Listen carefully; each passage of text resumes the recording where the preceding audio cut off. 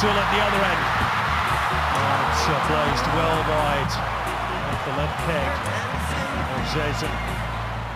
The goalkeeper Letitia has come up. It might be all on this. And Dresser sends it in towards the near post. Via Zanerato tries to dig it out. Towards goal it goes, but Becky Spencer clutches onto it as if it was a newborn baby.